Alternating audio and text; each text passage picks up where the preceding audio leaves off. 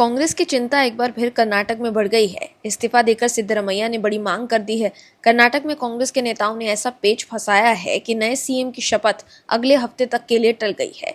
News agency ANI के मुताबिक party सूत्रों ने कहा है कि डीके अगले हफ्ते नए मंत्रियों के साथ शपथ ले सकते हैं, मगर कर्नाटक की राजनीति में मुख्यमंत्री सिद्धरमैया के इस्तीफे के तुरंत बाद कांग्रेस के भीतर बगावती सुर तेज हो गए हैं।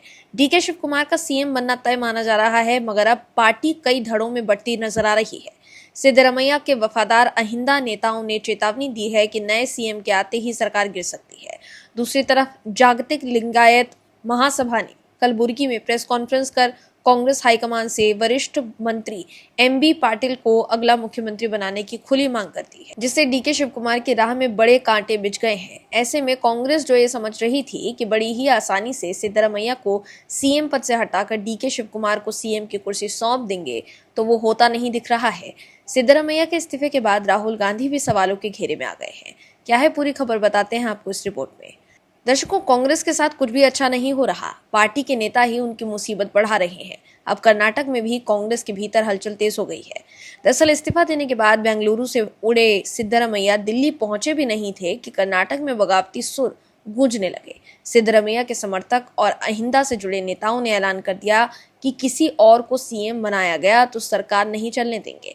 उधर लिंगायत समुदाय से जुड़े नेताओं ने एमबी पाटिल का नाम आगे बढ़ा दिया है। कांग्रेस नेतृत्व इसी बात से डरा था। सिद्धरमैया के इस्तीफा देते ही कर्नाटक में कांग्रेस के भीतर बगावती सुर उठने लगे हैं। जागतिक लिंगायत महासभा ने तुरंत कलबुर्गी में एक प्रेस कॉन्फ्रेंस को संबोधित किया। लिंगायत महासभा के जिला अध्यक्ष आरजी शेटगार और महासचिव अशोक घूली ने कांग्रेस आलाकमान से साफ शब्दों में मांग की है कि कर्नाटक का अगला मुख्यमंत्री लिंगायत समुदाय से ही होना चाहिए। उन्होंने मांग की कि वरिष्ठ मंत्री एमबी पाटिल इस पद के लिए सबसे योग्य उम्मीदवार हैं। उनका तर्क था कि लिंगायत कर्नाटक के सबसे बड़े और प्रभावशाली समुदायों में से एक है, जिसने राज्य के सामाजिक, शैक्षिक और राजनीतिक विकास में अहम योगदान दिया है। साथ ही कांग्रेस को सत्ता में लाने में भी इस समुदाय का बहुत बड़ा हाथ रहा है। कांग्रेस पर निशाना साधते हुए महासभा ने आरोप लगाया कि चुनाव के समय कांग्रेस लिंगायत वोटरों का समर्थन तो मांगती है, लेकिन बाद में समुदाय को राज्य के शीर्ष पदों से दूर रखा जाता है। दर्शकों, एक तरफ लिंगायत महासभा एसबी पाटिल के लिए दबाव बना रही है, तो दूसरी तरफ सिद्धरमैया के समर्थक अहिंदा नेता यानी अल्पसंख्यक, पिछड़े वर्ग और दलित हाईकमान को खुलेआम धमका रहे हैं।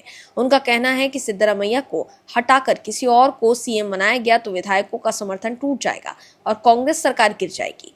ऐसे में अब आलाकमान के लिए डीके शिव कुमार की ताजपोशी कराना एक टेढ़ी खीर साबित हो सकती है। वहीं कर्नाटक के मुख्यमंत्री पद से इस्तीफा देने के एक दिन बाद ही सिद्धरमैया शुक्रवार को दिल्ली पहुंचे, जहां उन्होंने कांग्रेस नेता राहुल गांधी और पार्टी अध्यक्ष मल्लिकार्जुन खड़गे से मुलाकात की। इस बैठक में सिद्धरमैया ने पार्टी हाईकमान के सामने अपनी कई मांगे रखी, जिनमें बेटे यतीन्द्र सिद्धरमैया के लिए नए मंत्रिमंडल में अहम मंत्रालयों की भी मांग शामिल बताई जा रही है।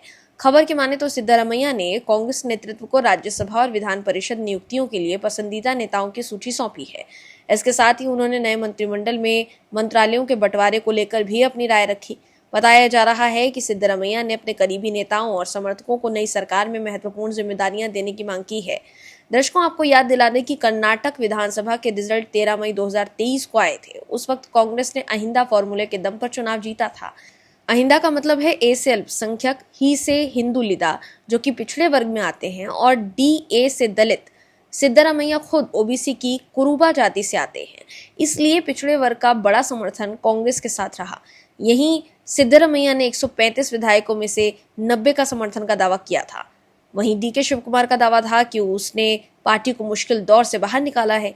इसके लिए उन्होंने मेहनत की है। इसमें लिंगायत और वोक्कालिका समुदाय ने साथ दिया। वहीं अब सिद्धरमैया के इस्तीफे के बाद एक बार फिर पार्टी में सीएम पद को लेकर खींचतान दिखाई दे रही है।